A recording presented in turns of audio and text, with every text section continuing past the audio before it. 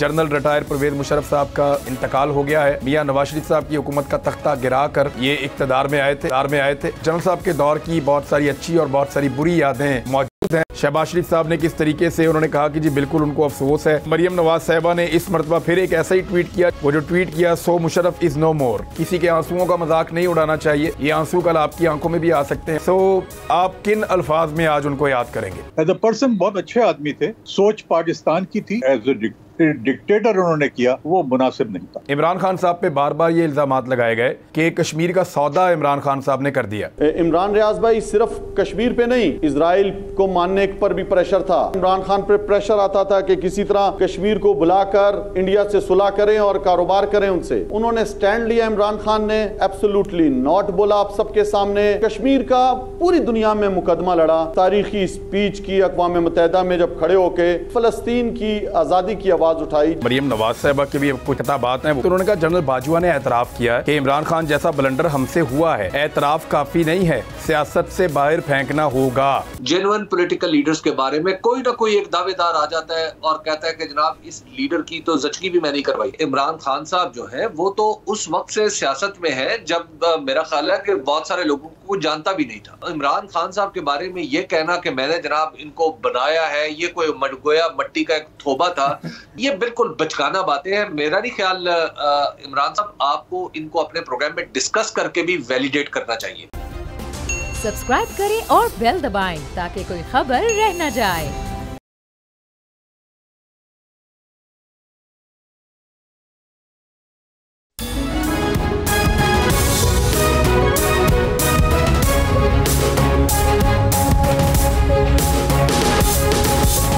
बिस्मिल्लाहिर्रहमानिर्रहीम, अस्सलाम वालेकुम नाज़रीन, आप बोल न्यूज़ देख रहे हैं। मैं इमरान रियाज खान हूँ। मेहमानों का तारुफ पहले करवाते हैं, फिर हम आगे बढ़ते हैं। हबीब अकरम साहब हमें ज्वाइन कर रहे हैं आज के प्रोग्राम में।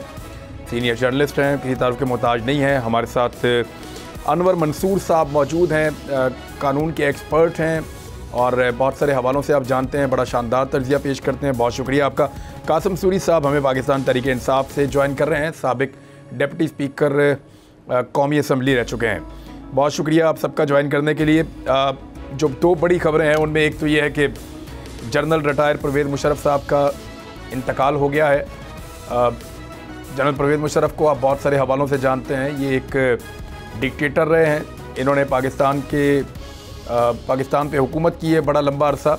मियां नवाज शरीफ साहब की हुकूमत का तख्ता गिरा कर ये इक़्तिदार में आए थे और उसके बाद फिर जनरल साहब के दौर की बहुत सारी अच्छी और बहुत सारी बुरी यादें मौजूद हैं। बुरी यादों में ये है कि NRO दिया जनरल मुशर्रफ ने तमाम उन लोगों को जिनके खिलाफ करप्शन के केसेस थे। एक बुरी याद ये है कि अदलिया को दबाने की एक कोशिश की गई। एक बुरी याद ये है कि जनरल मुशर्रफ साहब के दौर में पाकिस्तान अमेरिका की जंग के अंदर दाखिल हुआ, जिसका नुकसान पाकिस्तान ने बड़े लंबे अरसे तक उठाया। और अच्छी चीज़ें भी हैं कुछ, उन्होंने उनके दौर के अंदर मीडिया को लाइसेंसेस मिले, मीडिया बहुत तेज़ी से फलता फूलता रहा। पाकिस्तान में बहुत सारी मल्टीनेशनल कंपनियां आई, पाकिस्तान के अंदर जो है वो मईशत ने एक नई सूरत इख्तियार की। पाकिस्तान में जो इख्तियारात हैं वो निचली सतह तक गए, बल्दियाती एक पूरा निज़ाम परवेज मुशर्रफ साहब ने बनाया। तो बहुत सारी चीज़ें अच्छी भी की, लेकिन बहुत सारी चीज़ें ऐसी की क्योंकि वो डिक्टेटर थे, उनको पूछा नहीं जा सकता था। लीगल फ्रेमवर्क ऑर्डर भी आ गया था उनके लिए और वो कंट्रोल भी करते थे पाकिस्तान में इदारों के ज़रिए से चीज़ों को, तो कभी भी एक अच्छी मिसाल हो नहीं सकती। लेकिन वो एक शानदार जर्नैल तो थे और उनकी पाकिस्तान के साथ वाबस्तगी, भारतीय टीवी चैनल के इंटरव्यूज़ और बहुत सारी चीज़ें जो हैं वो पॉजिटिव भी हैं। पॉजिटिव और नेगेटिव्स के साथ परवेज मुशर्रफ साहब अब इस दुनिया में नहीं रहे। अल्लाह ताला उनके लवाहिकीन को सब्र जमील अता फरमाए और साथ ही साथ उनके दर्जात अल्लाह ताला बुलंद करे और पाकिस्तान को जो है वो आगे बढ़ने की तौफीक दे और आइंदा पाकिस्तान में कोई भी डिक्टेटरशिप लाने के बारे में ना सोचे, ये हमारी दुआ है। लेकिन परवेज मुशर्रफ साहब के पॉजिटिव और नेगेटिव्स हमेशा याद रखे जाएंगे। वो एक काबिल ज़िक्र शख्सियत के तौर पे पाकिस्तान की तारीख़ में एक अपना नाम बनाकर चले गए हैं और वो नाम हमेशा ज़िंदा रहेगा, चाहे आप उनको अच्छे अलकाब में याद करें या चाहे आप बुरे अल्फाज में याद करें। लेकिन जब किसी का इंतकाल हो जाए तो उनकी शख्सियत के ऊपर इस तरह के जुमले नहीं कसने चाहिए। शहबाज शरीफ साहब ने किस तरीके से उन्होंने कहा कि जी बिल्कुल उनको अफसोस है और उन्होंने दुआ भी की शहबाज शरीफ साहब ने। तो ये एक तरीक़ाकार होता है मुसलमानों का, और अगर कहीं मैयत हो तो फिर उसके ऊपर जुमले नहीं कसे जाते, उसकी बुराइयां नहीं की जाती। किसी के आंसुओं का मजाक नहीं उड़ाना चाहिए। ये आंसू कल आपकी आंखों में भी आ सकते हैं और आंसुओं की तो कदर करनी चाहिए।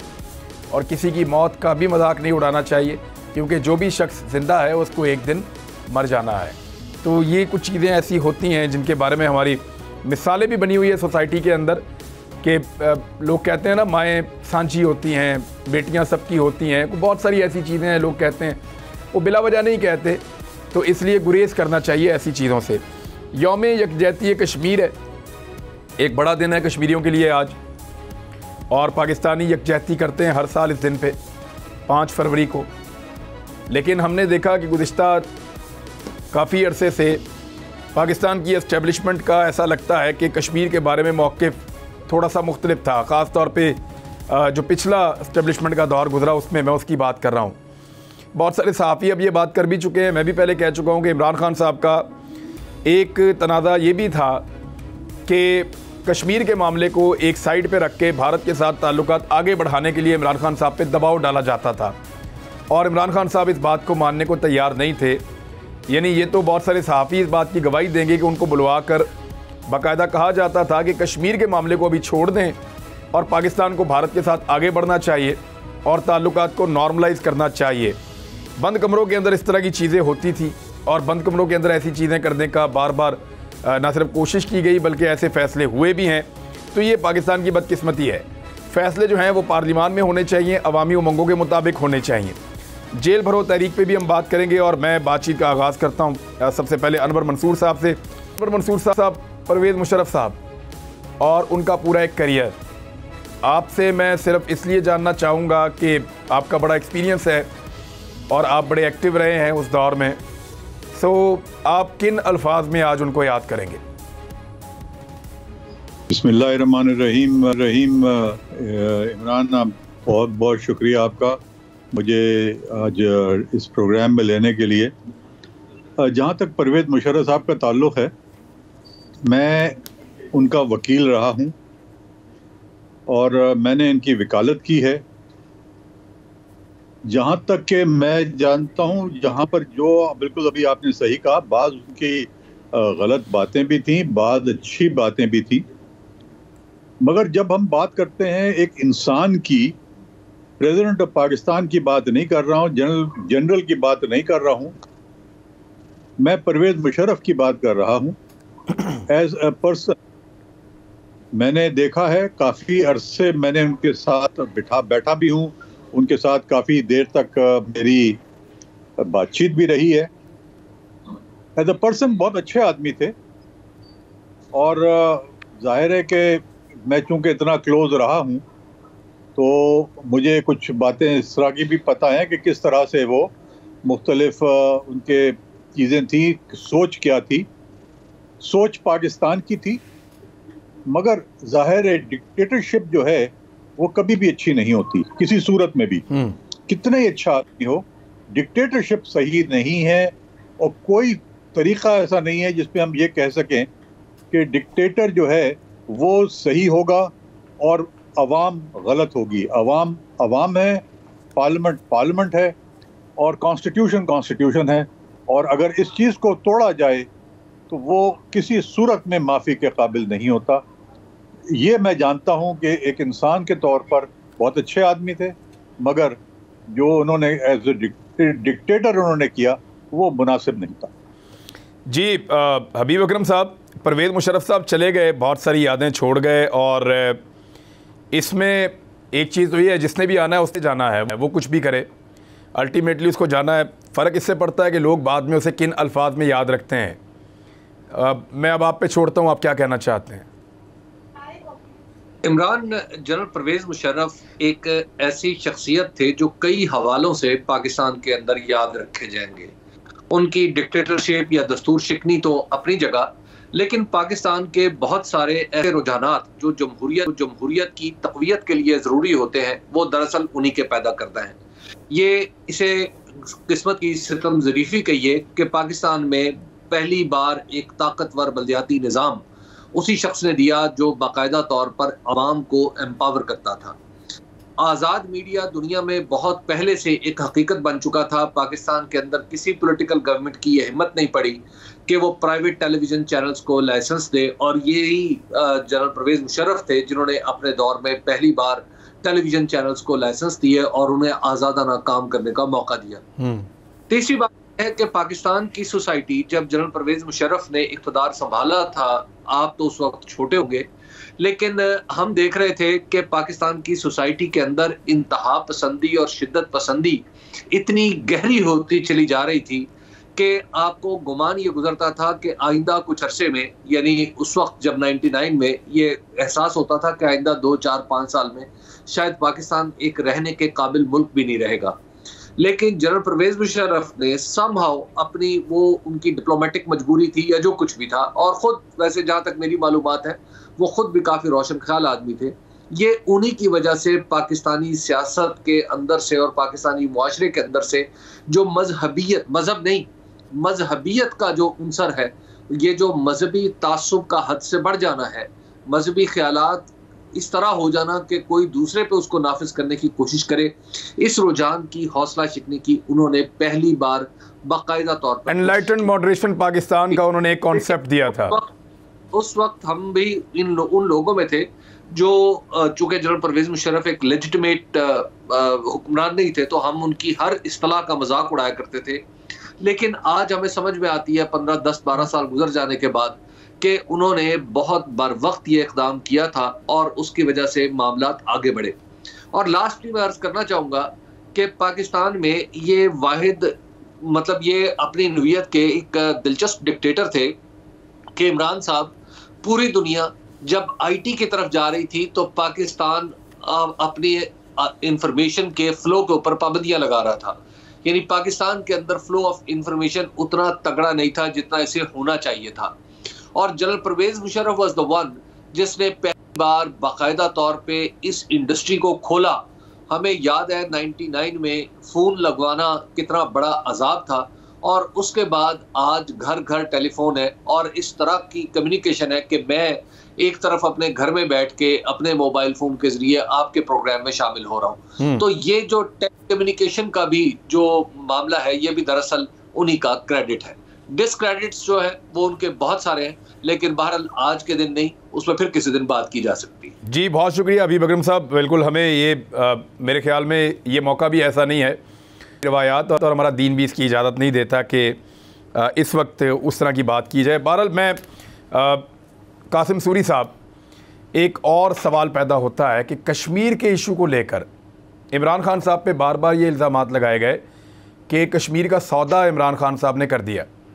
फिर बंद कमरों की मीटिंग से हमें ख़बरें मिलना शुरू हुई और फिर बाकायदा हम खुद विटनेस भी हैं कि ये एक कॉन्सेप्ट देने की कोशिश की गई और हमें एक कायल करने की कोशिश की गई कि भारत के साथ आगे बढ़ना चाहिए, मुज़ाकरात करने चाहिए, सिर्फ़ कश्मीर पे अपने आप को नहीं रोकना चाहिए। तो ये सोच हमें आइडिया हो गया कि कहीं और से पनप रही है। तो इस पे आप क्या कहना चाहेंगे कि इमरान खान साहब ने क्या इस चीज़ को फेस किया, क्या प्रॉब्लम क्या था? देखिए, सबसे पहले तो परवेज़ मुशर्रफ साहब इस दुनिया में नहीं रहे, अल्लाह ताला उनकी मग़फ़िरत करे। अच्छे काम बुरे काम हर दौर हुकूमत में होते हैं। जो बलूचिस्तान के साथ जो किया वो मैं समझता हूँ कि बहुत बुरा हुआ। नवाब अकबर बुगटी को जिस तरह शहीद किया गया, जिस तरह लोग दोबारा पहाड़ों पे चले गए, जिस तरह फ़ौज के साथ जो नफ़रत पैदा हुई, अवाम की दूरियाँ हुई, ये एक जो है वो तारीकी की तरफ ले गए थे। जहाँ तक आप कश्मीर की बात कर रहे हैं, देखें आज मुखालफिन भी कह रहे हैं, जो मीडिया पर जो इमरान खान पे तनकीद करते हैं, वो भी उन बंद कमरों के इजलासों के हवाले दे रहे हैं कि किस तरह इमरान खान पर प्रेशर डाला गया। इमरान रियाज भाई, सिर्फ कश्मीर पे नहीं, इजराइल को मानने पर भी प्रेशर था। आप कश्मीर को भूल जाएं और तिजारत करें, ये आइडिया फ्लोट करता था और इमरान खान पर प्रेशर आता था कि किसी तरह कश्मीर को बुलाकर इंडिया से सुलह करें और कारोबार करें उनसे। आप जो है वो क्या ठेकेदार बने हुए हैं पूरे इस्लाम के? क्या फ़लस्तीन को आप जो है वो आज़ाद कराना चाहते हैं? आप इजराइल के साथ ताल्लुकात बनाएं। आप देखें दूसरे इस्लामिक ममालिक को। तो मैं समझता हूँ उन्होंने स्टैंड लिया। इमरान खान ने एब्सोल्युटली नॉट बोला आप सबके सामने, अड्डे नहीं दिए अमेरिका को, एटमी प्रोग्राम को बदतरीज बंद नहीं किया, खड़े रहे अपने असूलों पर और कश्मीर का पूरी दुनिया में मुकदमा लड़ा। तारीखी स्पीच की अक़वाम मुत्तहिदा में जब खड़े होके और किस तरह उन्होंने कश्मीर को डिफेंड किया, इस्लामोफोबिया का मुकदमा लड़ा, फ़लस्तीन की आज़ादी की आवाज़ उठाई, जहाँ जहाँ पर भी मुसलमानों से जुल्म हो रहा था उसकी आवाज़ उठाई। आज 5 फरवरी है, तजदीद वफा का दिन है। अपने हमारे जो कश्मीरी भाई हैं, मैं समझता हूँ कश्मीरियों की आज़ादी की जो दास्तान है, जिस तरह उन्होंने बहादुरी के साथ, हमारे नौजवानों ने, हमारे बच्चों ने, माओं ने कुर्बानियाँ दी, अपने जवान शहीद किए हैं, लोगों ने कुर्बानियाँ दी हैं वहाँ पे। आज मैं समझता हूँ कि हम अपना हक अदा नहीं कर सकते अगर हम कश्मीर के उन शोधा के साथ नहीं खड़े होते, उनकी हकीकी आज़ादी के साथ नहीं खड़े होते। हमने तो हर तरह के ताल्लुकात को पीछे कर दिया था हिंदुस्तान के साथ कि जब तक दोबारा कश्मीर को उनका स्टेटस नहीं दिया जाता हम आपसे बात नहीं करेंगे। तो आज ये हकीकत सबके सामने, सबको पता चल गया है कि कौन वो ताकतवर हल्के थे जो प्रेशर डालते थे हमारी इस हुकूमत पे, और इमरान खान साहब उनका प्रेशर नहीं लेते थे। जी अनवर मंसूर साहब, ये एक हकीकत है कि कश्मीर का मामला पाकिस्तानी बहुत दिल के करीब रखते हैं। यानी मैंने वहाँ पे एक सवाल उठाया था कि 70 साल से हम अपनी आवाम को एक बार समझा रहे हैं, अब कैसे जाकर हम यू टर्न ले लें पब्लिक के सामने, जब ये चीज़ें हमारे सामने रखी गई थी। तो ये बड़ा अनफॉर्चुनेट है कि बंद कमरों में ये फ़ैसला हो जाए कि अब कश्मीर के ऊपर आगे बढ़ना है और फिर बंद कमरों में फ़ैसला हो जाए अब कश्मीर से पीछे हटना है। क्या हमारी इस्टेब्लिशमेंट ने कश्मीर को सिर्फ इसलिए रखा हुआ है कि जब लोगों के जज्बात से खेलना हो, पॉपुलैरिटी गेन करनी हो, तो कश्मीर के ऊपर एक नगमा निकालो, उसके नारे लगाओ और जाके एक नई वीडियो बनाओ और उसके बाद आप उसके अंदर आप इंजॉय करें पॉपुलैरिटी, और जब नॉर्मलाइज हों तो फिर आप ये कोशिश करें लोगों को बुलवा कर कि ये ज़रा पीछे हट जाते हैं। मेरे ख्याल में किसी और चीज़ पे बात करनी चाहिए। क्या कोई कांस्टेंट पॉलिसी पाकिस्तान की एस्टेब्लिशमेंट कश्मीर के बारे में आपको लगता है कि चलाने के मूड में कभी रही या आगे रहेगी? जी इमरान, इसमें बहुत ही इम्पोर्टेंट चीज़ ये है कि मैं इत्तेफाक से मैं काफ़ी हद तक इसके ऊपर काम भी किया है और मैंने देखा भी है, मेरा बहुत बहस हुई है इसके ऊपर। बिल्कुल सही कह रहे हैं आप। जब कश्मीर का इशू रेज हुआ था, बल्कि बहुत सारी चीज़ें इसमें आई थी और मैंने ये टेकअप किया था, तो अनफॉर्चुनेटली इस्टेब्लिशमेंट जो है वो कहती हैं आप इतना ज़्यादा आगे ना जाएं, हमारे मसाइल बढ़ जाएंगे। ज़ाहिर है कि मसाइल कहाँ से बढ़ते हैं वो भी आप देख रहे हैं। और मेरा नहीं ख्याल है कि इस्टेब्लिशमेंट जो है इस वक्त वो कश्मीर के ऊपर ज़्यादा सीरियस है। हम सिर्फ नगमे बना रहे हैं। और जब ये इंडिया ने इसको ज़म किया, अपने यूनियन बनाया कश्मीर के और लद्दाख का एरिया, हमने कोई इसमें वो आगे बढ़ नहीं सके, जस्ट बिकॉज के इस्टेब्लिशमेंट नहीं चाहती थी कि हमारा कोई हिंदुस्तान के साथ मज़ीद झगड़े हों। ये एक बहुत ही ऐसी चीज़ है कि जिसके अंदर के हमें बहुत सीरियसली सोचना चाहिए। कश्मीर जो है वो बड़ा इम्पोर्टेंट है। जो कायद-ए-आज़म ने कहा था हमारी शहरग है, और जब शहरग की बात करते हैं तो हम महज कश्मीर की बात नहीं करते, हम बात करते हैं उनकी खुद उनकी अपनी राय की कि वो किसको ज्वाइन करना चाहते हैं। हम खुद इरादियत की बात करते हैं हम। हाँ, और दूसरा हम जो बात करना चाहते हैं वो ये करना चाहते हैं कि जो मामलात हो वो खुशउस्लूबी से यूएन के जो रेजोल्यूशंस हैं, और एक रेजोल्यूशन नहीं है, इसमें बेइंतहा रेजोल्यूशंस हैं, और जिसमें कि जो यूनाइटेड नेशंस जो है वो करना नहीं चाहती है। इमरान खान साहब ने यूनाइटेड नेशंस के अंदर जाकर ये उनको बावर कराया कि यूनाइटेड नेशंस के जो रेजोल्यूशंस हैं उन पे उनको अमल दरामद कराया जाए, जिसका कि सिक्योरिटी काउंसिल ने ज़्यादा नहीं आगे बढ़े, बिकॉज उनके जो मफाद थे, सिक्योरिटी काउंसिल के जो मेंबरान हैं उनके मफाद इंडिया के साथ मिले हुए थे, और ये चीज़ें हमने पुश नहीं करी। हमारा जब तक के प्रेशर डेवलप नहीं होगा तो उस वक्त तक दुनिया भी नहीं मानेगी। हमें अपनी स्ट्रेंथ को बढ़ाने के लिए हमें इंटरनेशनल प्रेशर क्रिएट करना पड़ेगा, और अगर नहीं करेंगे तो शायद हमें कश्मीर खोना पड़े। ये सिचुएशन तो अब आपने पूरा किया है। एक ब्रेक का टाइम है, एक ब्रेक से वापस आते हैं। तो हबीब अकरम साहब के सामने मैं ये इशू रखता हूँ कि बंद कमरों की बातें और ओपनली पब्लिक के सामने बातें और नगमे के अंदर कुछ और कागज़ के अंदर कुछ और ग्राउंड पे कुछ और। तो क्या पाकिस्तानियों का ट्रस्ट इससे ख़त्म नहीं होता पाकिस्तानी इदारों के ऊपर, पाकिस्तानी इस्टेब्लिशमेंट के ऊपर, या पाकिस्तानी इवन सियासतदानों के ऊपर, और हत्ता के पाकिस्तानी मीडिया के ऊपर भी? एक ब्रेक और वापस आ रहे हैं।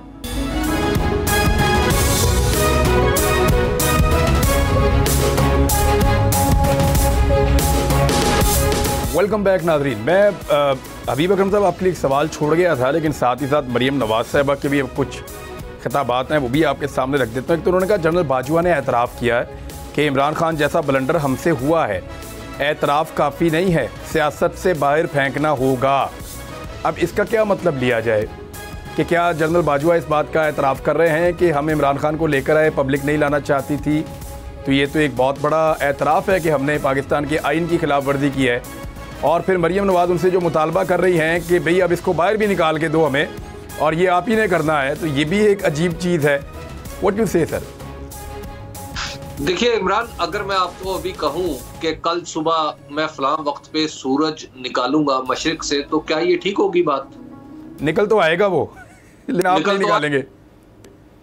हाँ, तो अब या मैं कहूं कि अभी ये जो तैयारे ऊपर से गुजर रहे हैं, इनमें से ये सारे के सारे मेरी मर्जी से चल रहे हैं, तो क्या ये बात दुरुस्त है?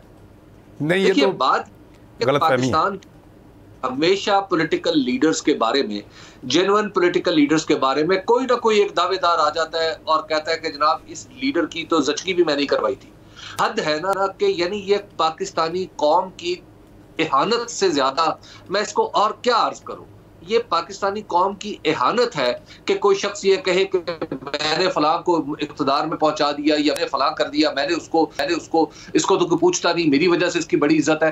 भाई नहीं तो फिर हबीब अकरम साहब एक मिनट, जनरल बाजवा साहब के बहुत सारे रिश्तेदार हैं, किसी को वज़ीर आज़म बना दें ना। हाँ, बना दें, किसी एक को बना देते। इमरान खान को फूफी का पुत्र तो नहीं था कि उनको बनाना था, अपने किसी रिश्तेदार को बना देते, उससे ज्यादा सगा कोई नहीं था। बात यह है कि इमरान खान साहब जो है वो तो उस वक्त से सियासत में है जब मेरा ख्याल है कि बहुत सारे लोगों को जानता भी नहीं था। तो लिहाजा इमरान खान साहब के बारे में ये कहना कि मैंने जनाब इनको बनाया है, ये कोई गोया मट्टी का एक थोबा था जिसको मैंने अपने चाक पे रख के कुम्हार की तरह इसकी शक्ल बनाई है, ये बिल्कुल बचकाना बातें हैं। मेरा नहीं ख्याल इमरान साहब आपको इनको अपने प्रोग्राम में डिस्कस करके भी वैलिडेट करना चाहिए।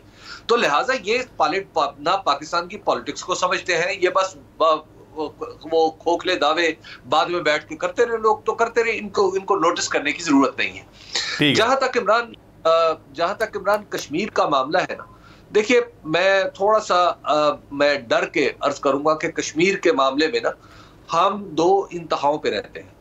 एक हमारे सियासतदान वो जो तकरीरें करते हैं, एक है हमारी रियल पॉलिसी, और एक है पूरी। देखिए सियासतदानों की मजबूरियां और हमारी रियल पॉलिसी, सियासतदानों की तकरीरें और हमारी रियल पॉलिसी, इस वक्त पाकिस्तान के अंदर उनके ऊपर बात हो सके तो हो सके, लेकिन फैक्ट ऑफ द मैटर बिल्कुल तल्ख हकीकत यह है कि अब दुनिया में इन दोनों की कोई वक़्त नहीं रही। आप चाहे अक़वाम मुत्तहिदा में जाके तकरीरें करें, आप चाहे पाकिस्तान के अंदर बड़े बड़े जलसे फरमा लें, आप चाहे अपनी पॉलिसी के मुताबिक आप कहें जी हमारी पॉलिसी ये है, आप उसका जितना गला फाड़ के चाहें आप उसका इजहार कर लें। रियलिटी ये है कि दुनिया में अब इनकी वक़्त नहीं रही। जो अभी अनवर मंसूर साहब ने बात बड़े नरम अंदाज में की थी, मैं उसको थोड़ा तल्ख अंदाज में कर रहा हूँ। और कश्मीर की हकीकत जो है वो बिल्कुल पाकिस्तानियों की नजरों से ओझल है। जब मैं कह रहा हूं पाकिस्तानियों की नजरों से ओझल है, तो इसमें सिर्फ मैं और आम लोग ही शामिल नहीं है, बल्कि इसमें हमारे पॉलिसी साज भी शामिल है, इसमें हमारे सियासतदान भी शामिल है, जो हमेशा अवाम के सामने अगर झूठ तो सख्त लफ्ज है तो कम से कम सच नहीं बोलते। इस साल अपनी फेक पॉपुलैरिटी के लिए एक नारा लगाकर वहां पेश करते हैं हमेशा कि हम ये कर देंगे, हम वो कर देंगे, बट प्रैक्टिकली वो है नहीं कुछ। जी बिल्कुल, उसमें प्रैक्टिकली कुछ नहीं है। हमें ये बात जहन में रखनी चाहिए कि जब तक पाकिस्तान मजबूत नहीं होगा, कश्मीर का मसला हल नहीं होगा। कश्मीर के मसले में पेचीदगी के साथ आप देखिए पेचीदगी कैसे पैदा होती है। जैसे जैसे भारत मजबूत होता चला जा रहा है इकोनॉमिकली, उतना ही मामला कश्मीर हमसे दूर जा रहा है। एग्जैक्टली हम कमजोर होते चले जा रहे हैं, कश्मीर का मामला उतना कॉम्प्लेक्स होता चला जा रहा है। तो लिहाजा ये बिल्कुल वो सूरत हाल है कि अगर कोई डूब रहा है तो डूबने वाले को बचाने से पहले मुझे खुद भी तैरना आना चाहिए। बिल्कुल ठीक है, मुझे खुद स्ट्रेंथ होनी, मेरे अंदर भी स्ट्रेंथ होनी चाहिए। तो लिहाजा ये है इस मामले की रियलिटी। बाकी तकरीरें जहां मर्जी करते रहे, जितनी मर्जी करते रहे, पॉलिसियां कागजों में जो मर्जी बनाते रहे, जो मर्जी लिखते रहे, ये बिल्कुल बेमानी सी चीजें हैं। अनफॉर्चुनेटली हमने मुल्क को इस जगह लाके खड़ा कर दिया है कि जहां पे अब हमारी पॉलिसी भी मैटर नहीं करती कि पाकिस्तान क्या सोच रहा है, अब दुनिया ये नहीं सोचती। चलें, मैं कासिम सूरी साहब, मरियम नवाज साहबा ने कि बेटी को बाप के सामने गिरफ्तार किया गया तो नवाज शरीफ को किसी ने रोते हुए नहीं देखा, और इनकी रोती शक्लें देखकर मुझे नवाज शरीफ पर फ़ख्र होता है, हम इनकी तरह नहीं रोए। और साथ उन्होंने ये भी कहा कि इमरान खान की तरह नवाज शरीफ और शहबाज शरीफ बनी गाला में रूपोश नहीं होते, मुश्किलात ज़रूर हैं लेकिन हम निकल आएंगे। सर, अब वो आपको रोने के ताने भी दे रहे हैं और छुपने के ताने भी दे रहे हैं। पहली बात तो ये, जो मौरूसी सियासत, जिस तरह इन्होंने सियासत सीखी नहीं और आके एकदम ये जो है अभी चीफ ऑर्गेनाइज़र बन गई, इनकी पार्टी में भी आप देख रहे हैं कि किस तरह इख्तलाफ हो रहा है और किस तरह इनका रवैया है। ये भी बाउलपुर में गई और औरत ने इनके सामने जिस तरह वहाँ पे कहा कि पाकिस्तान तहरीक इंसाफ में औरतों की इज़्ज़त है, आप तो औरतों की इज़्ज़त भी नहीं करती। ये जब अवाम में जा रहे हैं तो इनको ये सामना करना पड़ रहा है। दूसरी बात यह है कि 3 साल 8 माह पे एक करप्शन जाहिर नहीं हुई किसी भी पाकिस्तान तहरीक इंसाफ के किसी भी लीडर पर, और जो भी वफाकी वुज़रा थे या सूबाई वुज़रा थे, किसी चोरी में नहीं पकड़ रहे आप, इंतकामी कार्रवाइयों में पकड़ रहे हो आप। जो है वो कपड़ा डाल के मुंह पे फाज चौधरी को अदालत में पेश कर रहे हो, रात को छापे मार रहे हो आप। हमने कोई इस तरह का रवैया नहीं किया इनके साथ। ये तो आप मुझे बताएं 9 माह हो गए हैं, हट्टे कट्टे हैं भी सारे, अब कोई बीमार नहीं हो रहा, किसी की कमर में दर्द नहीं हो रहा, किसी के ब्लडलेट्स कम नहीं हो रहे। अब कहाँ हैं ये सारे अब हुकूमत में बैठे हुए हैं, अब मजे कर रहे हैं। जब वो दौर इनको भूल गया जब ये कह रहे होते थे कि जी हम बीमार हो रहे हैं, हमने तो बाहर इलाज कराने जाना है, और किसी की कमर में दर्द है, किसी को क्या बीमारी है। हौसले और हिम्मत के साथ इमरान खान 60 से ज्यादा मुकदमे किए हुए हैं, इसी पाकिस्तान में हैं। आप उस पर मारने की कोशिश करते हो, गोलियां लगती हैं। इमरान खान उसी अस्पताल में है जो उन्होंने पाकिस्तान की अवाम के लिए बनाया, वहीं पे इलाज अपना करा रहा है, कहीं नहीं भाग रहा, पाकिस्तान में बैठा हुआ है। वो जो है वो रो नहीं रहा था कि मुझे बाहर भेज दो। NRO 1 भी उसने नहीं लिया इमरान खान ने, ना NRO 2 लिया, ना वो जो है रजीम चेंज के जरिए आया। उसको तो आप खुद कह रहे हैं कि कश्मीर पे स्टैंड लिया, इस वजह से NRO, इस वजह से उसको निकाला गया।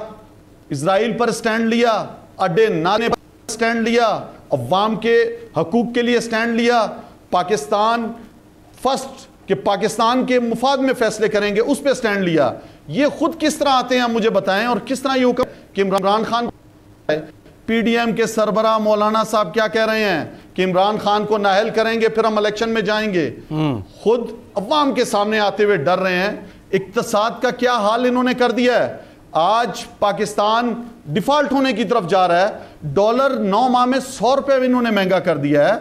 आज IMF से नई डील करने जा रहे हैं, पेट्रोल 35 रुपए अब है, अभी कुछ दिन पहले महंगा किया, आज आप देखेंगे 1 हफ्ते में फिर महंगा करना पड़ेगा। बिजली आपके सामने है, अभी मैं भी यहां पे बैठा हूं, बिजली नहीं है, आप महंगी से महंगी करते जा रहे हैं। गैस आप महंगी कर रहे हैं, फैक्ट्रियां पाकिस्तान की बंद हो रही हैं, एक्सपोर्ट आप नहीं कर सकते, इंपोर्ट आप नहीं कर सकते, 5,500 कंटेनर खड़ा हुआ है, आप पैसे नहीं दे सकते। मुझे आप बताएं मुल्क को किस तरफ लेकर जा रहे हैं। और ये जनाब साहब वहां से सर्जरी करा के पाकिस्तान का दौरा कर रही हैं। इनका दिमाग, इनको नहीं समझ में आ रही अभी तक सियासत। अवाम बाशऊर हो चुके हैं। आप जितने भी मीडिया हाउसेस खरीद लो, आप जितने भी एंकर्स खरीद लो, वो दौर चला गया है। अब जो है वो स्मार्ट मोबाइल का दौर आ चुका है, लोग बाशऊर हो चुके हैं, लोग इज़हार करते हैं। कर लेते हैं। आप मुझे बताएं आपके साथ क्या किया, आप मुझे बताएं आपके साथ क्या किया। जा रहे थे आप, आपका नाम दोबारा डाल दिया जी इन्होंने, आपको नहीं जाने दिया, दोबारा FIA ने आपको पकड़ लिया। आप मुझे बताएं आजम सवाती के साथ क्या किया। कोयटा में जी यहाँ पे 5 बलोचिस्तान में मुकदमे कर दिए, सिंध में मुकदमे कर दिए, एक जगह से दूसरी जगह भेज रहे हैं। आप मुझे बताएं शेख रशीद 75 साल का है, कल उसको सीढ़ियों से धक्का आप दे रहे हो, ये क्या कर दो रहे हो दफा आप? गिराया शेख क्या रशीद को। आप रिवेंज ले रहे हो इस कौम से। शेख रशीद साहब को आप गिरा रहे हो, आप मजाक बनाया हुआ है आपने लोगों का। आपने अरशद शहबाज गिल के साथ क्या किया? आपने अरशद शरीफ बेचारे को शहीद कर दिया, उसकी बूढ़ी मां फरियादें कर रही है आज। कोई यू आर राइट सर, लेकिन मुझे एक ब्रेक लेनी है, लेकिन मैं एक चीज पूछता हुआ जाऊंगा। क्या नून लीग का कोई लीडर क्लेम कर सकता है कि उसको नंगा करके उसके नाजुक हिस्सों के ऊपर करंट लगाया गया? क्या कोई क्लेम कर सकता है कि उसको उल्टा लटका कर मारा गया? क्या कोई क्लेम कर सकता है कि उसके मुंह के ऊपर काला कपड़ा डालकर घसीटा गया? क्या कोई क्लेम कर सकता है कि उसके घर की चार दीवारी फलांग कर ज़बरदस्ती अंदर आकर बच्चों के सामने मारते हुए घसीट कर लेकर गए? ऐसी तो कोई चीज़ें हमने नहीं देखी थी। हथकड़ियों के अंदर इनको तो हथकड़ियाँ भी नहीं लगती थी, और ये तो पूरे मेकअप के अंदर आते थे, नहा धो के तैयार होके।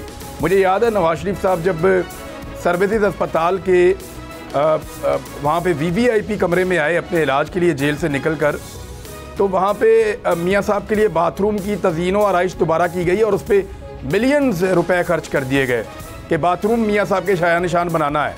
और वहाँ पे मुस्लिम शावर उनको अपनी मर्ज़ी का नहीं मिल रहा था, वो बहुत उनको लंबा वाला चाहिए था, बड़ा वाला, तो वो पाकिस्तान की मार्केट में अवेलेबल नहीं है, वो पाकिस्तान से बाहर होते हैं। तो उसके लिए बाकायदा एक फैक्ट्री से जाके स्पेशली बनवाया गया। यानी एक जेल इस तरह की थी, और अभी कुछ तस्वीरें भी आपको नज़र आ रही हैं जिस तरह की इनकी जेलें थी। और दूसरी तरफ की जेलें, अगर आपको वो मैं जगह दिखा दूँ जहाँ पे मुझे 2 दफ़ा रखा है पहले भी गिरफ्तार करके, और अब आपकी चीखें निकल जाएंगी। तो वो फ़र्क तो होता है, फ़र्क तो होता है। जनी जब आप सलूक में फ़र्क करेंगे तो फिर लोग आपको दिखेंगे भी मुख्तलिफ किस्म के। एक ब्रेक लेते हैं, वापस आ रहे हैं।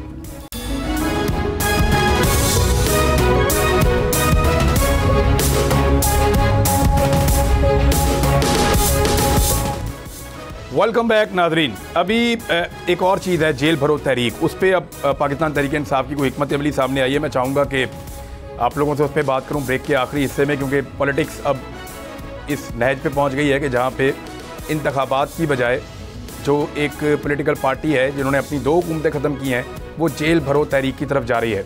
पहले मरतबे में पाकिस्तान तहरीक इंसाफ की लीडरशिप, यानी जो MPs MNAs रहे हैं, वो लोग इस्तीफ़े गिरफ्तारियाँ देंगे।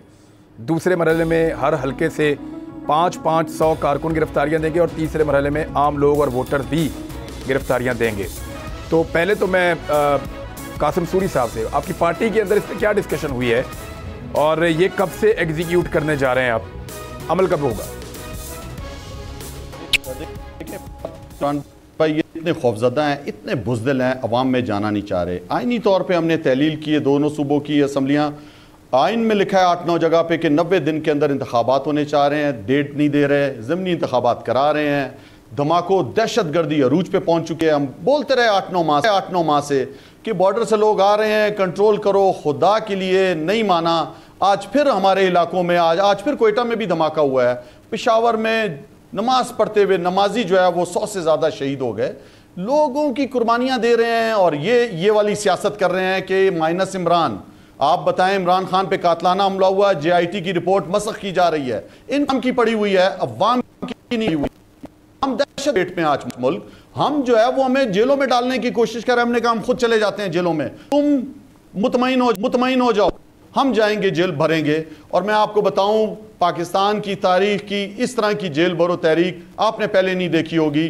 तमाम लीडरान हम जाएंगे अंदर, हम खौफ के बुत तोड़ चुके हैं। हमने आपको भी देखा छोटे से कमरे के अंदर, हमने शहबाज गिल को भी देखा, नंगा भी लोगों ने कहते हैं भी नंगा भी कर दो, वीडियो चलानी है, जो करना है करो, हम खड़े रहेंगे अपने हकूक के लिए, हम नहीं डरेंगे आपसे। तो मैं समझता हूं ये जो इनके हरबे हैं, ये हरबे नाकाम हो रहे हैं। हम इंशाल्लाह हर सतह पर जाएंगे, इनका मुकाबला करेंगे। अवाम में तो जाते हुए डरते हैं, नहीं आ रहे मुकाबले के लिए। दोनों सूबों का जो है वो नहीं करा रहे इंतखाबात का ऐलान। मैं आपको यकीन दिलाता हूं, कहीं पे भी आइन में नहीं लिखा कि दहशतगर्दी होगी तो आपने जो है वो अवाम को राय का हक नहीं देना। कहीं पे भी नहीं लिखा कि तुम्हारी करा रहे हो तो आपने इंतखाबात नहीं कराने। हम हर सूरत अवाम, आप जौन से भी सर्वेज उठा के देख लें, उसमें अवाम चाहती है कि नई हमारी राय के मुताबिक, अवाम की राय के मुताबिक नई हुकूमत आए और उसको इख्तियारात दी जाएं। ठीक है, हम जेल भरो तहरीक करेंगे। बलूचिस्तान में भी हर जगह पर हर लीडर कारकुन जो है वो जाएगा जेल। आप भी गए हो ना, वापस आ गए हो, हम भी जाके देखेंगे कि आखिर है क्या वहां पे, किस चीज का होता है। हमारे ही लोग हैं, कर लो। कासिम सूरी साहब, पाकिस्तान जेल के अंदर भी देखें, मनी लॉन्ड्रिंग में अंदर जाना, करप्शन करके अंदर जाना, मुल्क को लूट के अंदर जाना, किसी का कत्ल करके अंदर जाना, वो जुर्म है। कोई चोरी डकैती थोड़ी की हुई है। बोलने के जुर्म में, इजहार आज़ादी राय के जुर्म में, आज़ादी इजहार राय के जुर्म में अगर कोई अंदर चला जाता है, मेरे ख्याल में ये तो ऑनर है। ये तो ऑनर है। नाराज हो गए अनवर मंसूर साहब। बिल्कुल जी, मुंशी क्यों बोला है? क्यों किसी को तनकीद कर रहे हो? अनवर मंसूर साहब, इंतखाबात के लिए गैर यकीनी सूरत हाल, आपको लगता है कि कहीं कोई गुंजाइश लाइन ड्रॉप है? शायद मैं हबीब अकरम साहब आपके सामने सवाल कि क्या कोई गुंजाइश पैदा की जा सकती है कि इंतखाबात को आगे ले जाएं? इमरान खान साहब कह रहे हैं कि ये तो गैर ही नहीं हो जाएगा, 90 दिन के अंदर आपको इंतखाबात करने। हमने तो असम्बलियाँ तहलील ही इसलिए की कि हमें इंतखाबात मिले। इमरान, मैंने कई साबिक जज साहिबान से पूछा है, साबिक बड़े बड़े वकला से पूछा है, उन सब ने मुझे आइन की मुख्तलिफ शिकों का हवाला दे के एक ही बात कही है, वो ये है कि 90 दिन से 91 नहीं हो सकता। जी कासिम सूरी साहब, 90 दिन में आपको इलेक्शन चाहिए और लगता तो ऐसा नहीं है। अभी वो सारे इंतज़ार कर रहे हैं कि इमरान खान साहब पहले नाअहल हो जाएं या कुछ और उनको मिल जाए या वो डिले में चले जाएं किसी तरह। सो आइन तो कुछ और कहता है, अमल दरामद कैसे करवाएंगे आप ज़बरदस्ती? देखिए, हम हाई कोर्ट जा चुके हैं, पंजाब के हमारे जो वुज़रा हैं, जो साबिक वुज़रा थे वो जा चुके हैं, आतिफ खान और दूसरे हमारे लोग जो है वो खैबर पख्तूनख्वा में पेशावर हाई कोर्ट में जा चुके हैं। हम केस अपना लेकर गए हैं कि ये जो आइनी एक तकाजा है, आइन के मुताबिक हमने काम किया है। और ये जो डरपोक बुज़दिल दूसरों की ईमा पे आए हुए हैं, चोरियां बचा रहे हैं अपनी 1100 अरब रुपए की, ये नहीं चाहते कि इक़्तिदार छोड़ें। इन्हें पता है इक़्तिदार के बाद अवाम ने हमारा बुरकस निकाल देना है, वो चिपके हुए हैं उसके साथ। मैं आपको कह रहा हूं कि इंशाल्लाह इंतखाबात होंगे और ये जितना भी जोर लगा रहे हैं, इमरान खान जिद बन चुकी है आज पाकिस्तानी अवाम की, दोबारा वजीर आजम लेके आना है उसको, दोबारा उन बड़ी कुव्वतों को बताना है कि ये अवाम की ताकत है। पाकिस्तान जो है वो वन मैन आर्मी से नहीं चल सकता कि आप एक हुक्म करेंगे और पूरा पाकिस्तान लेट जाएगा। पाकिस्तानी अपने हकूक के लिए खड़े होंगे। हम इंसान हैं, हम में भी वही राइट्स चाहिए, हमें भी वही आज़ादी इज़हार चाहिए। हम भी चाहते हैं कि पाकिस्तान आगे तरक्की करे, पाकिस्तान में फैक्ट्रियां आबाद हों, लोगों को रोजगार मिले। हम इस तरह गुलाम नहीं रहना चाहते कि एक ऊपर से चोरों को हमारे मुसल्लत कर दें, ऊपर चोर जो चाहेगा दबा दे, जेलों में डाल दे, खौफ फैला दे। अब वो दिन गुजर चुके हैं, अब वो टाइम गुजर चुका है। पुलों के नीचे से बहुत पानी निकल गया है। 2023 है ये, इसमें अब ये कुछ मुमकिन नहीं है। ये जोर लगा रहे हैं, लेकिन मैं आपको बताऊं जो जोर भी लगा रहा है उसको भी पता है हमारा जोर नहीं चल रहा, कोई नहीं मान रहा। इंतखाबात ही वाहिद रास्ता है और ये मुल्क दिन ब दिन नीचे जाता जा रहा है, जिद, अना और हबीब अकरम साहब की बुज़दिली की वजह से। हबीब अकरम साहब आप बता रहे थे कि आपकी आईनी माहिरीन से और जजेस से और सबसे आप है, तो आउटकम क्या है? जी 91 दिन में नहीं हो सकता, यू सेड। से आगे सूरत हाल जा ही नहीं सकती और जो जिम्मेदारी लेगा उसके ऊपर आर्टिकल 6 लगेगा। ये मुझे जस्टिस शब्बर रजा रिजवी ने बताया। उन्होंने कहा कि आर्टिकल 6 का मामला है, अगर इलेक्शन कमीशन इसमें ताखीर करे या कोई भी शख्स इसमें ताखीर करे तो ये मामला वहां तक जाएगा। तो उनके अल्फाज ये थे कि भाई ये लोग आग से खेल रहे हैं। तो अब आप अंदाजा लगा लें कि ये आग से खेलने के मुतरादिफ है।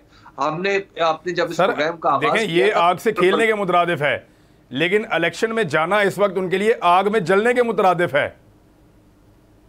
देखिए, ये इलेक्शन को और दस्तूर को इससे कोई गरज नहीं है कि कौन इलेक्शन जीतता है, ये कौन इलेक्शन हारता है, किसके लिए इलेक्शन आ गया और किसके लिए इलेक्शन बर्फ है। ये दस्तूर का मसला नहीं है, ये सीधा चलें हबीब अकरम साहब, मामला ये है, मामला पता क्या है? मामला आपने फरमाया था कि आपने कहा था कि इमरान तो होगा।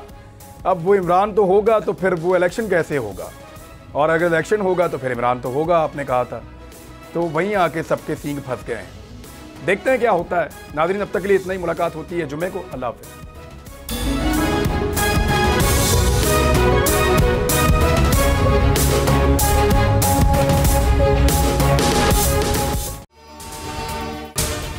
अगर आपको ये वीडियो पसंद आई है तो सब्सक्राइब करें और बेल आइकन पर क्लिक करें।